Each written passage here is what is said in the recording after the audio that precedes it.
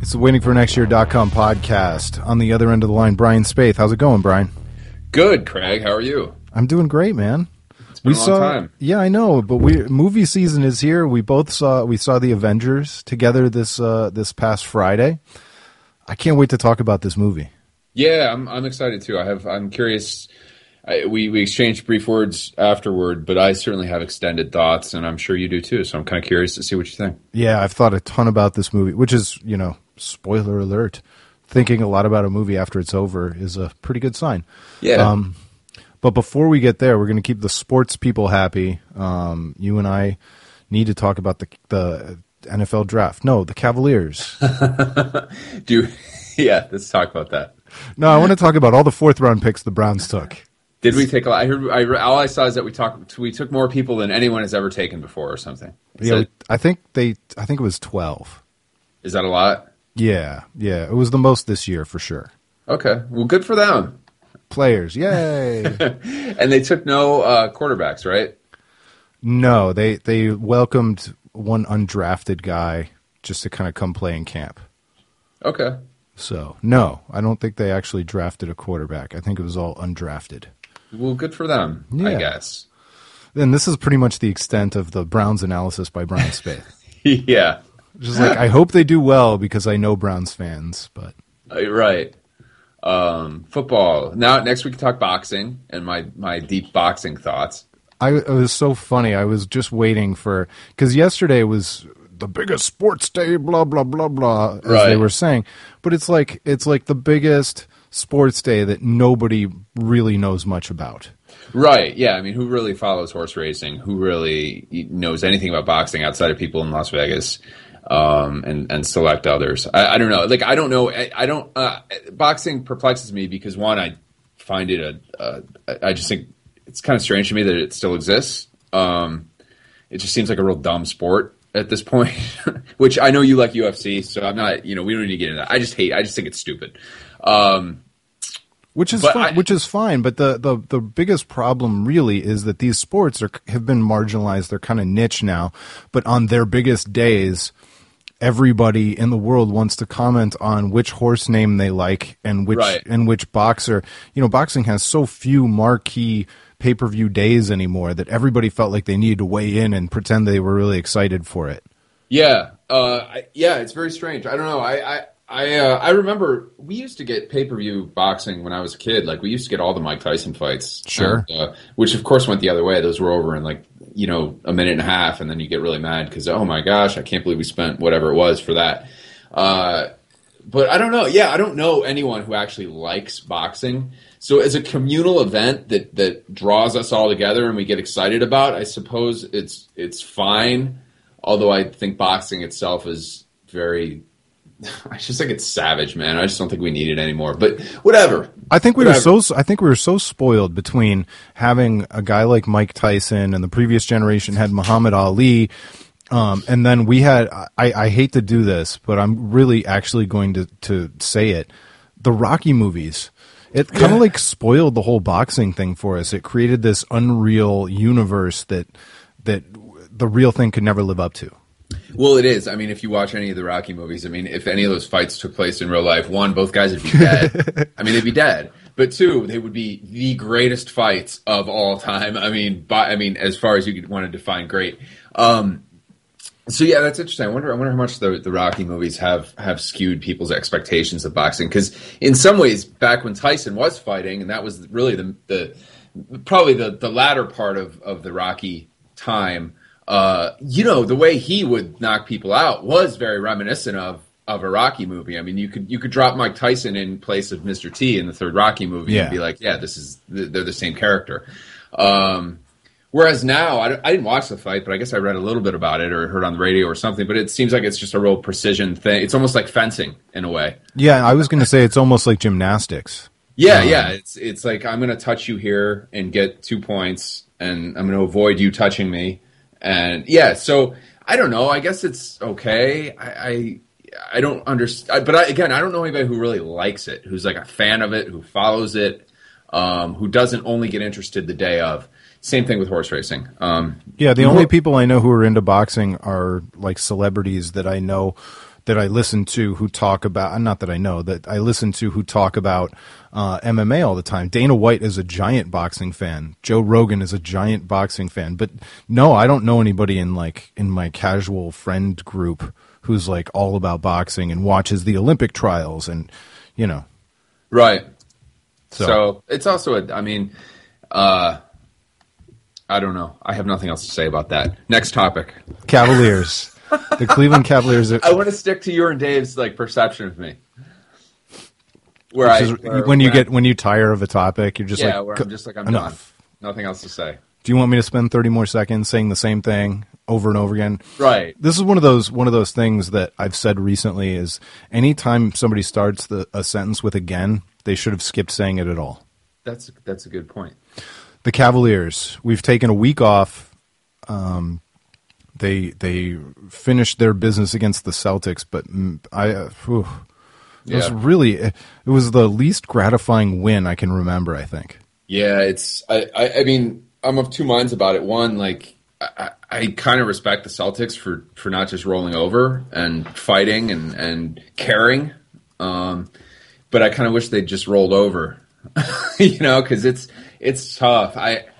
It's just tough, and I feel bad for Kevin Love as a human being, almost as bad as I feel bad or almost as much as I feel bad for us as Cavs fans, because it just knowing his story and where he's been and all leading up to finally getting to the playoffs, and now it's just over for him. It's a sad thing for him. Yeah, well, and the other thing about the Celtics is I certainly can't blame them for what J.R. Smith did or anything. I mean, the Cavaliers made some of their own problems as well, but I do feel like, and I don't think that I'm being just a homer, but it feels to me like they picked that fight. I can usually tell when the Cavaliers are guilty or my team is guilty of picking the fight. Yeah. I think the Celtics picked it. I think so too. They're a young team, and without in some ways, they don't have a leader outside of their coach, and I that's think really true. Yeah, I mean, they are a bunch of role players, and they're young, and I think they just kind of I think the refs, you can put it at the hands of the refs too, because they didn't really try and take control of that at all until they threw J.R. Smith out. I can't believe they didn't eject Perkins. If they had done that, I think it might have helped with things. Obviously, that was after the Love incident, and he absolutely could have been ejected, and I wouldn't have complained about it after that shot.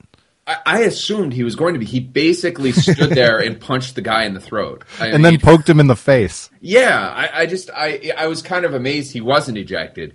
Particularly because these refs aren't blind to who the players are and the storylines and et cetera, et cetera. The fact that Perkins hadn't played at all and basically doesn't play, there's no secret why he was in there. So when you add that layer to it, beyond just the physical act of he punched this guy in the throat, setting a pick, quote unquote. I mean, it was clear it was intentional. Oh, you're just a homer, Brian. Right.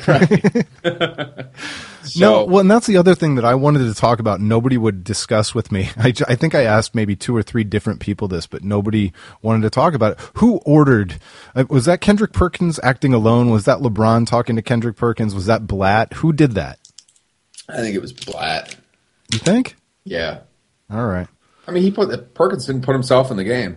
No, that's a good point. I mean, I'm sure he didn't walk up to Blatt and be like, "Excuse me, I'd like to go punch somebody in the throat. Do you mind? It'll just take a second."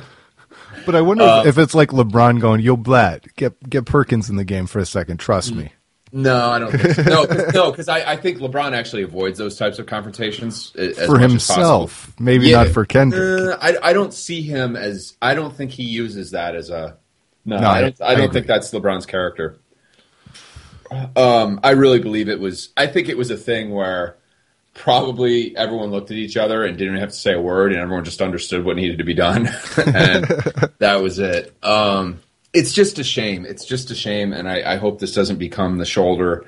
I still think we'll make the finals without question. I'm not really afraid of the Bulls. They're inconsistent enough, and I think we have the talent to get past them. I mean, say what you will about Love, he's been really great, but a huge storyline for the past 3 months was been that he didn't play in the fourth quarters. So it's not like we're incapable of playing without him and playing well without him. So I think what this does is strips us of our versatility to some degree. But honestly, if James Jones and Mike Miller can stand outside and shoot threes, we haven't lost that much. We've lost the number of people that can do it. We've lost some rebounding, but I don't think that this puts us out, particularly because we have two players who can literally win games all by themselves.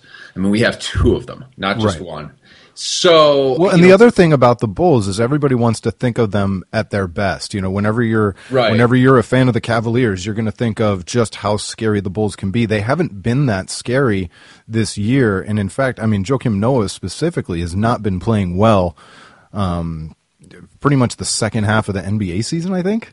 Yeah, no, I mean, they've been they've been inconsistent. By all accounts, they hate their coach. I mean, they yeah, we did finish ahead of them in the standings, and we had a horrible first half to the year. So, you know, the aura, the mystique of the Bulls, or perhaps that the Bulls are at that much better than the Celtics, is perhaps scary, and that the Cavs will, you know, how have they really been challenged? What do we really know at this point?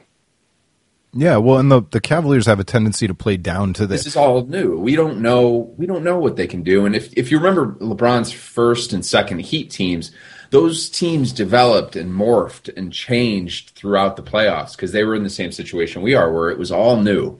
And I think we're going to continue to see that, I mean, more because of Love. So every round is going to feel like we're not certain what's going to happen. Yes, I agree with that. The other thing about the Bulls is that, I mean, Derrick Rose he looks really good right now, and he seems to be playing pretty well. But any second, you know, it's just like he could be off the same page with his teammates because he's played with them so little this year. Yeah, I think you are correct.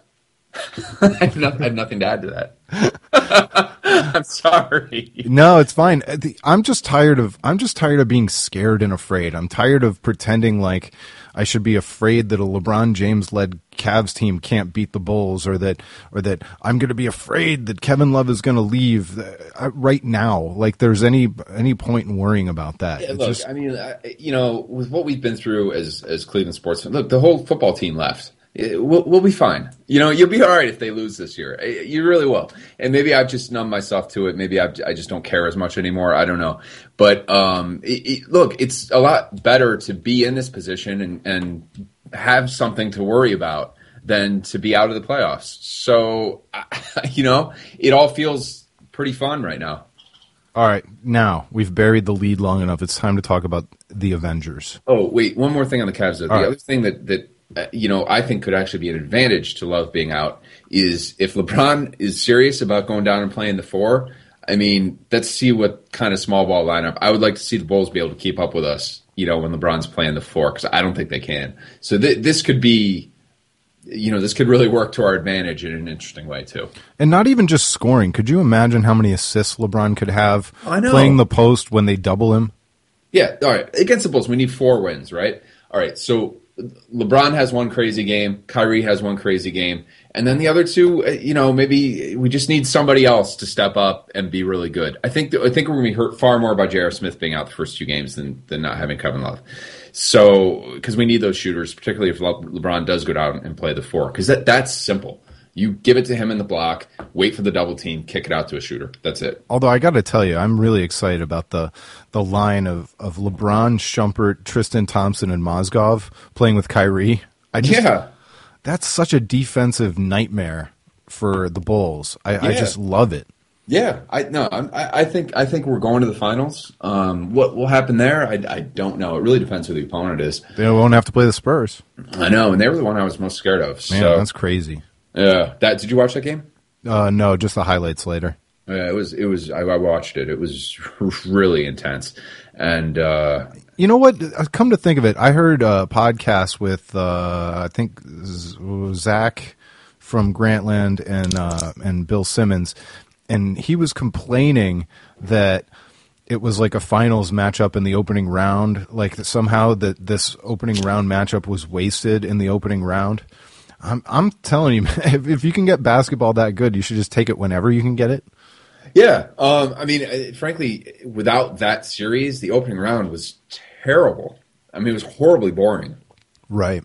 I mean, yes. I guess his point just is you don't want to have the two best teams in the West blasting each other, or two of the three best teams in the West blasting each other in the opening round. Yeah, I guess. I mean, I that leads down the road to all the realignment and that type of stuff, which I'm kind of in favor of rather. But yeah, I'm with you. Hey, it was a great series. Who cares when it was? It was kind of cool that it was in the first round. Yeah. That's like the torment. That's real drama that you otherwise wouldn't have. So. And it's also part of the Spurs game plan of having older players and resting them. It's just the way it goes. Yeah, it's what they do. So, are you ready for the Avengers now? Yeah, let's talk about it. Okay. It's is this the same weekend that Captain America opened prior year? No, Captain America opened in early April. Actually. I thought so. I thought this was kind of late for what we've come to get used to as the Marvel summer season beginning. No, Marvel usually actually stakes out that first weekend in May. The Captain America one was actually a kind of the anomaly. I'm not sure why they did it, but it certainly worked for them. Usually the Fast and Furious movies stake out April, which they did again this year. So, but May has typically been the opening of the summer movie season, and Marvel has kind of taken that first weekend as theirs.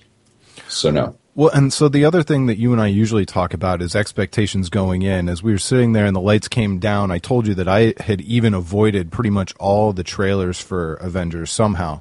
Yeah. So I really was like Avengers dark before actually sitting in the theater for the movie to start. How, in terms of taking it all in, how much had you taken in, and what was your excitement expectation level? I had watched the two trailers, and that's it. I had avoided everything else, photos, reviews, anything. I don't want to see any of it. When I would, if I was in Target and I saw one of the toys, I would go down a different aisle because I didn't want to know anything. So but my expectations, because I love these Marvel movies, as you know, I mean, I was. At my pre-rating, if people remember that I kind of do this pre-rating, post-rating thing, my pre-rating was a 9, meaning I expected I would think it was a 9 out of 10. Mm-hmm. So I was really pumped. Really, I was, and I didn't know anything beyond. I mean, obviously, I know a lot about like Ultron as a character just because I read the comic books growing up. But beyond that, I was pretty blind. So, and when it's all said and done, what did you come out with? Sadly, I came down to a 7. Wow. Yeah. And, I would equate it. It took me a couple days to kind of figure out who, what, when, where, and why. But I would equate it to how I felt about Star Trek Into Darkness a couple years ago, which is that it was really fun and I really liked it and it was really well made, but it felt strangely empty and strangely lazy. And I feel that as much as I enjoyed watching it, it should have been better. Wow. See, I couldn't disagree more. Almost like it's not as good as it seems. And I've tried to determine many reasons why, and we'll get into those. But go ahead. I'd like to hear what you think. So just without hyper-analyzing all the details, which we will do.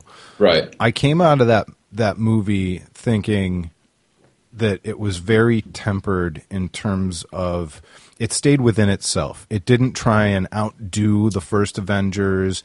It was 141 minutes that didn't feel like 141 minutes, where sometimes I've felt like previous Marvel movies, and I think this was my takeaway from the first Avengers, was maybe it was like a little bit too long, one or two battle scenes extra that it didn't need, and I felt like this one properly kind of encompassed the tone that the more serious tones of Captain America, the second Captain America movie, but also maintaining that fun that Joss Whedon's known for from the first Avengers movie. And I just thought it was one of the most complete just from an experience, from a tone standpoint, I didn't feel like any of it dragged on too long, or I thought it was edited really well all the way around. I was just very happy. I thought it didn't play like an Iron Man movie with supporting characters. It didn't play like a Captain America movie with it was a very nice mix of all the Avengers.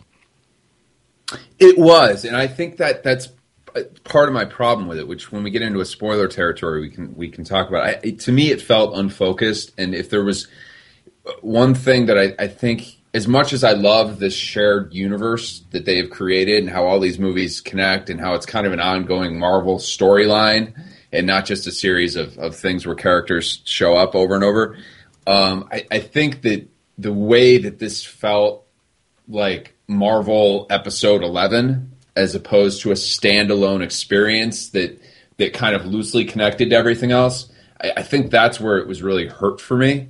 Because I did feel like it was trying to do too much. Okay. And when we get into spoilers, we can talk about the details of that. Well, and I think we might be there. I don't know what else there is to say before we get into some of the spoilers.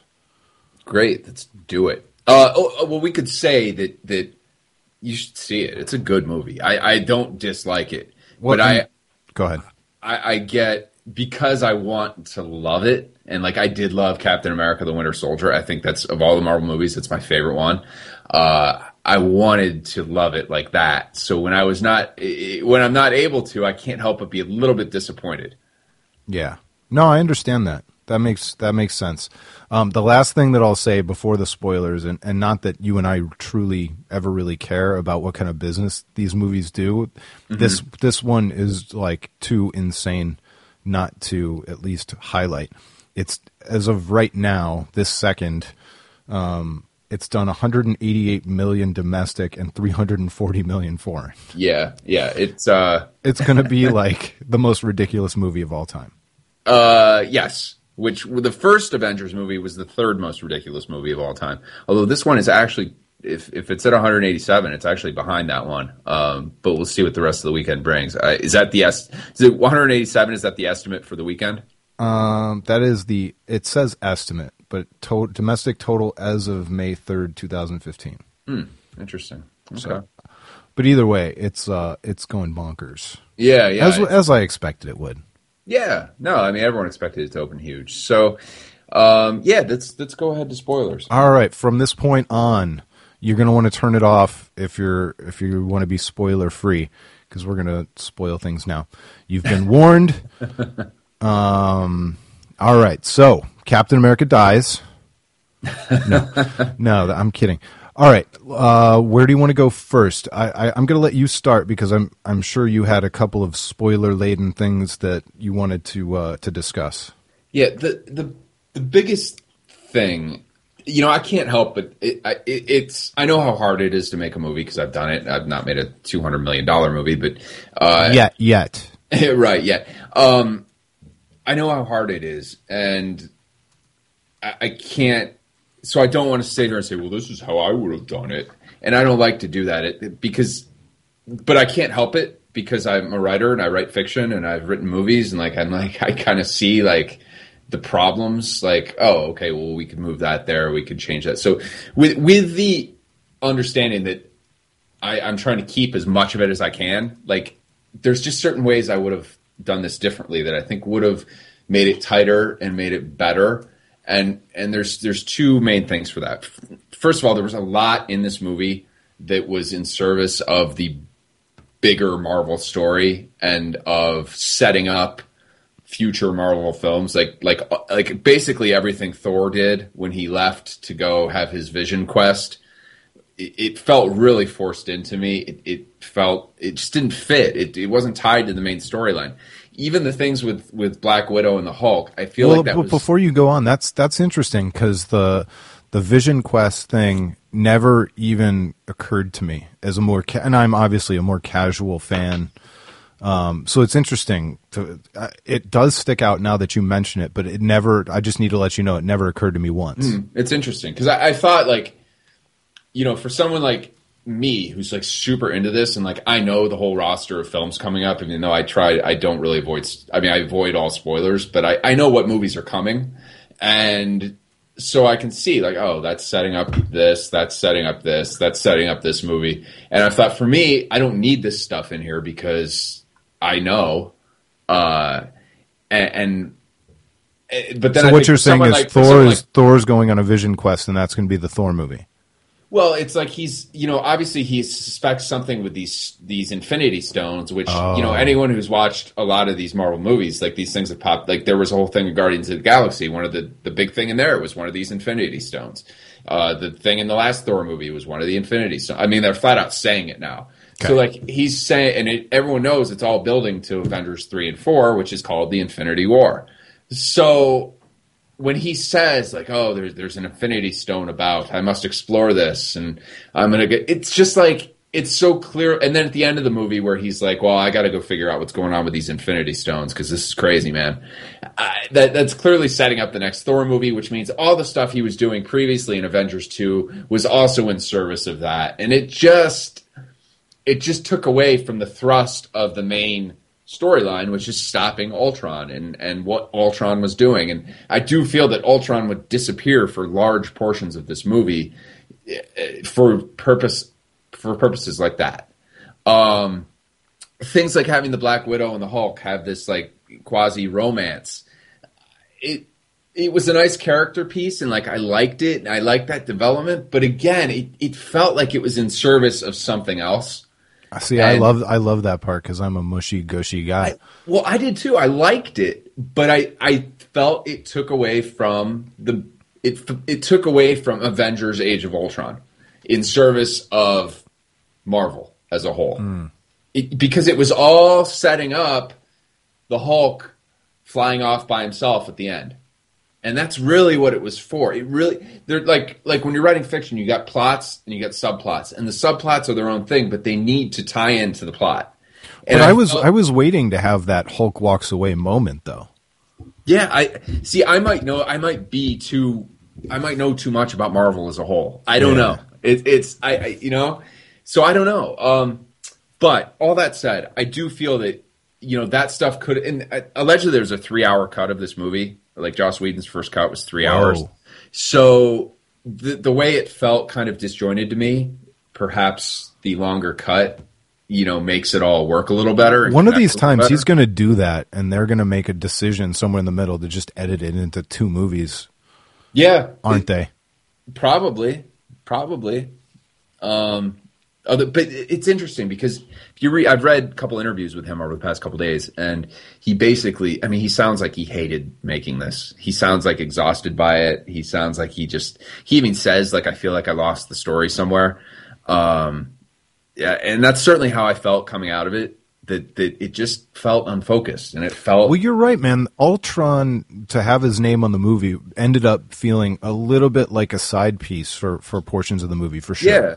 And it's weird because I really love all these characters. And my favorite thing about the movie is how well they interact with each other and how much they feel like a team. And, and so that's where I'm kind of like, God, I really like it. But it's not necessarily as good as I don't think as a movie that it necessarily works as good as it could. I think this is a necessary evil to having an Avengers movie with this many characters and this many amazing Robert Downey Jr. and Chris Evans, and I know some people still want to make fun of Chris Evans. I think he's a pretty good actor.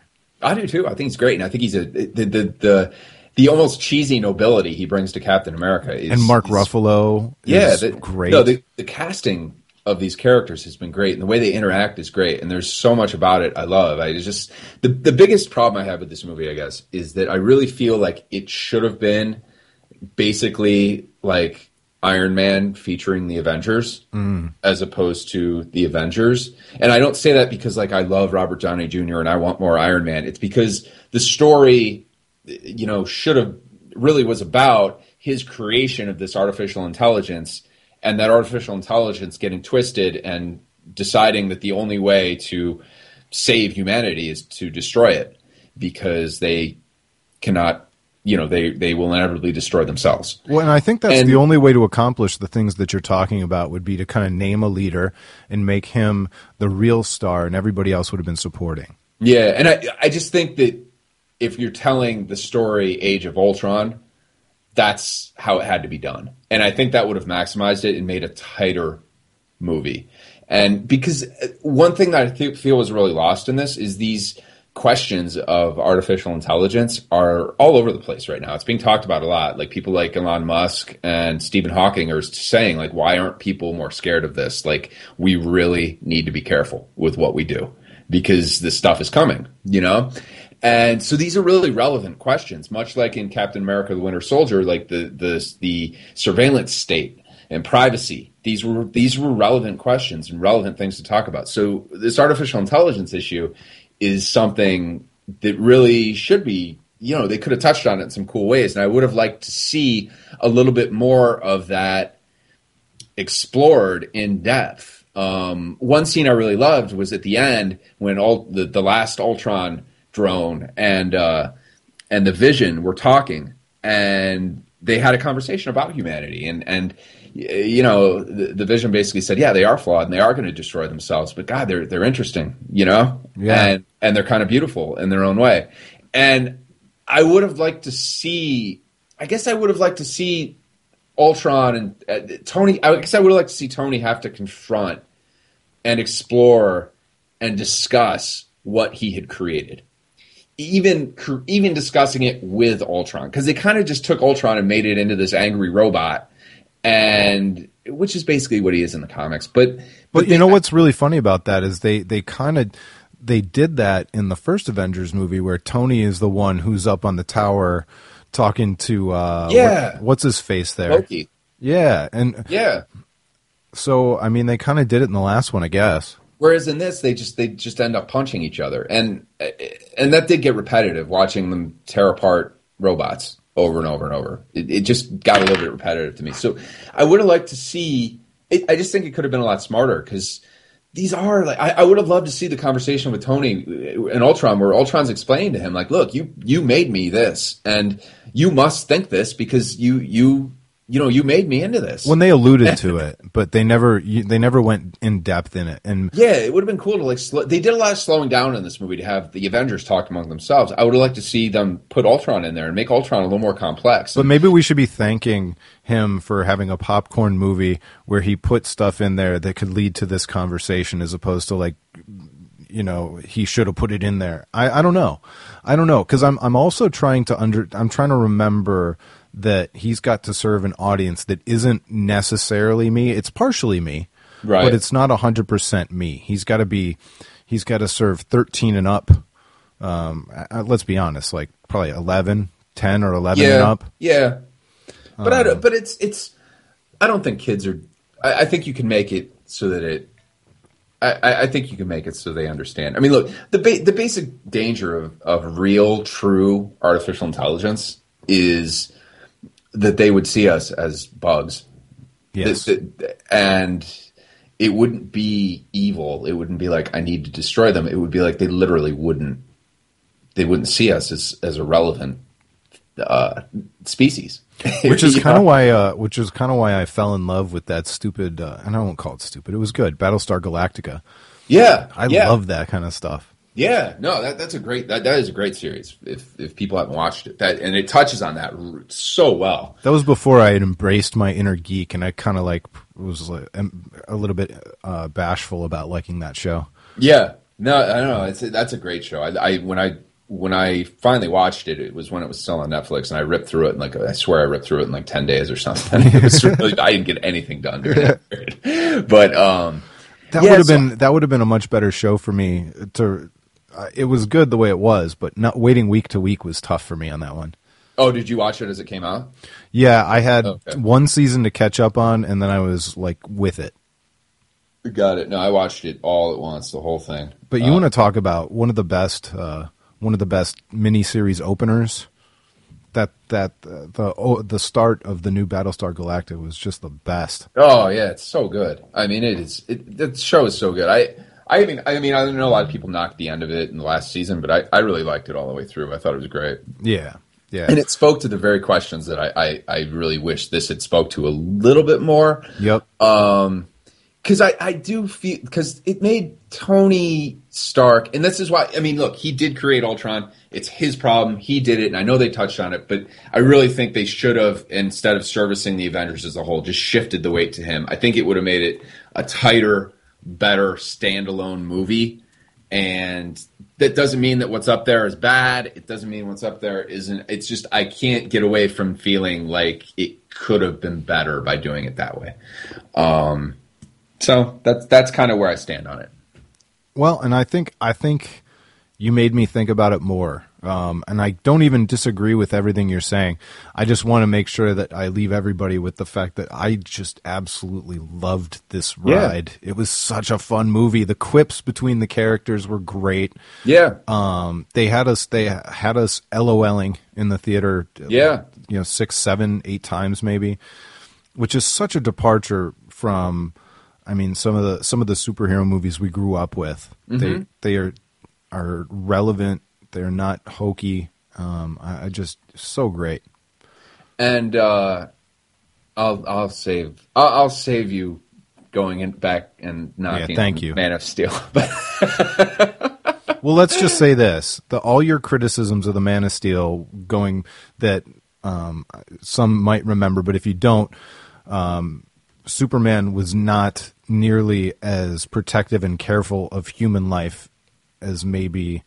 As what Brian would have liked, and quite if Joss Whedon was making a statement about that film, it wouldn't surprise me after seeing it. Yeah, I don't know that he did because I haven't read the comic books. I don't know what the material he was serving.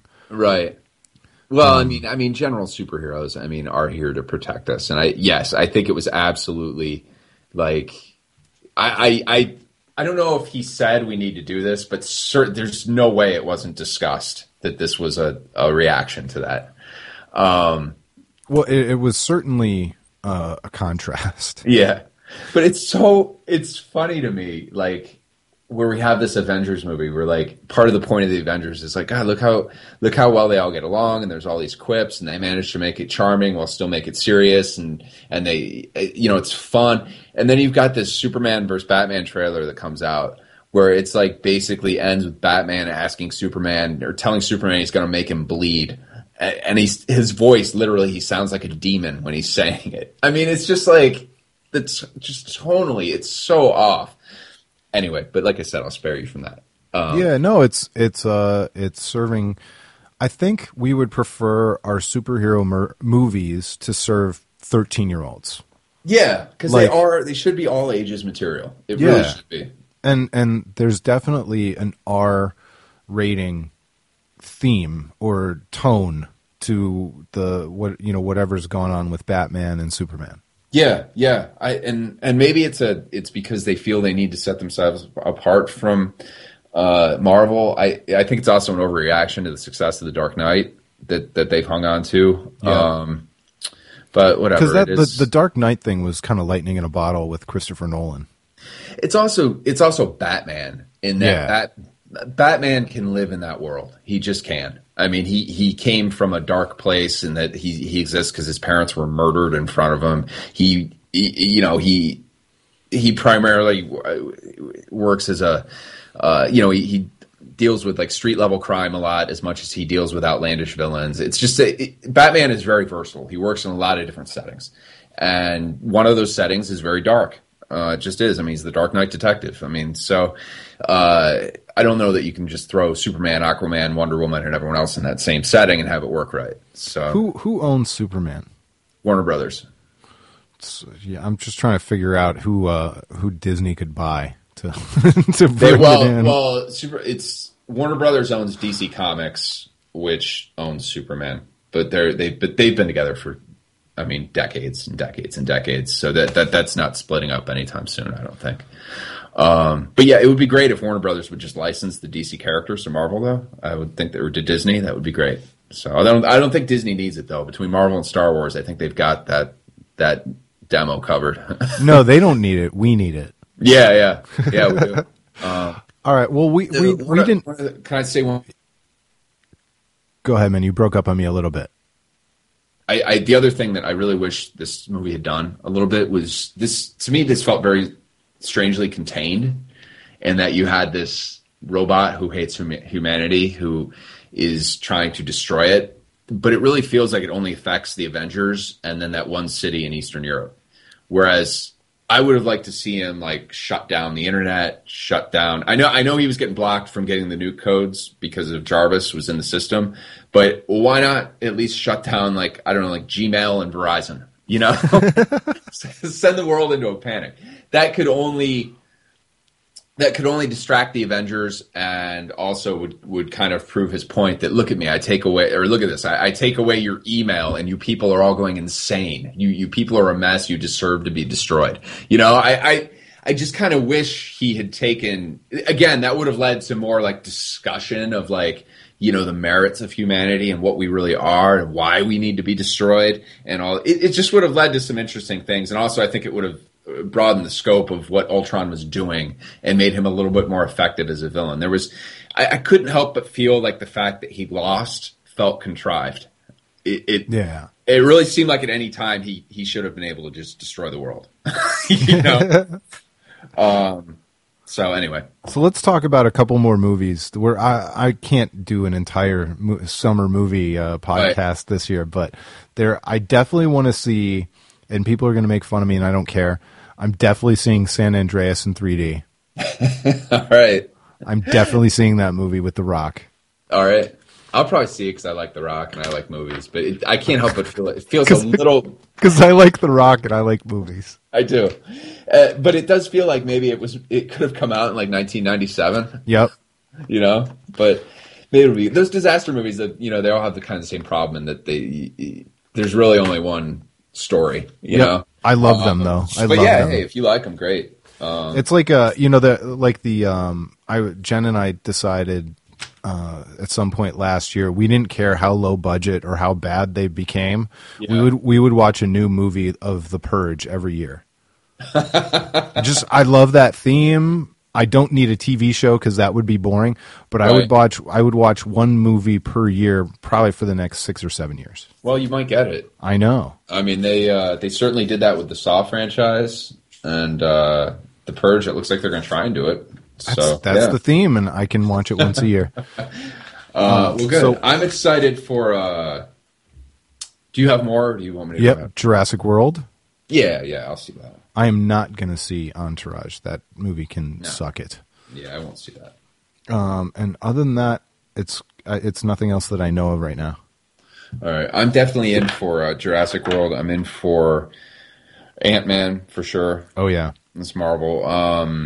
I'm in for Tomorrowland, which comes out in a couple weeks. I'm actually really excited for that. That's George Clooney in this kind of retro futuristic something. Nobody really knows too much about it, but that's Disney selling their theme park. But I'm going to see it too with my kids. Yeah, it looks really cool. I love George Clooney.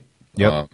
And the design stuff looks awesome. And it's directed by Brad Bird, who did The Incredibles and The Iron Giant and the last. He's must see. He's must see until he screws it up. Yeah, he's really good. And he doesn't get as much. It's interesting. He doesn't have as much kind of name value as like a Christopher Nolan, but in some ways he has just as good of a track record. Yes. Maybe because he started in animation and you don't get as much, weight for that. But I'm really excited to see that. So. And I'm excited anytime I get to see the Star Wars trailer in the theater because I like having a good cry. All right, so Inside Out is the new Pixar. Yeah, I'll also be seeing. Be in for that. And then I need to try and see Fantastic Four just because I'm interested in the tone of the trailer. I want to see it. Yeah, I mean, I don't know if I'm going to love it. My expectations are like a 6. Yeah, I don't expect to like it, but I'm really curious to see what they've done to them. All right, good. So we agree 100% on that one in terms of on the way in. The one that a lot of people are nuts about that I just have no interest in is the new Mad Max movie. I don't care. It looks stupid. Yeah, people were so geeked on the trailer that it's going to be amazing. But it's like, for me, it's like, San Andreas, I know what I'm getting into. It's the kind of the same thing as Mad Max. It's bad computer graphics or great computer graphics, but all computer graphics. Right. But I'm not going to sit here and pretend like San Andreas is going to be a great film. It's just something I want to see on the XD. The thing about the trailer for Mad Max, though, like, it doesn't tell you anything about the story. It just looks like this giant car chase with tornadoes, and I mean, I guess that looks cool, but it doesn't look like a good movie necessarily at all. And that's why I think it belongs being compared to San Andreas. Yeah, I guess. But it's got that, people talk like that Mad Max franchise has this like name value that makes it like something even more special. But like the Mad Max movies weren't that good. No. I mean, the first one was kind of interesting, but like the third one was terrible. The second one was like okay, but like it's not that, I don't know, I'm just not that interested in it. Oh, you know the one I really want to see is it's not till late in the summer, Straight Outta Compton, the NWA movie. Oh yeah, I do want to see that one. Yeah, that looks, I mean, that looks cool. I also think it's really interesting that Ice Cube's son is playing him. Oh, I didn't know that. Yeah. Oh, and I'll see the new Terminator movie because, God, it looks strange. I won't. I haven't seen the last 3, 4. I mean, they really haven't been good since the second one. Yeah. Well, they was supposed to be good when Christian Bale was in one.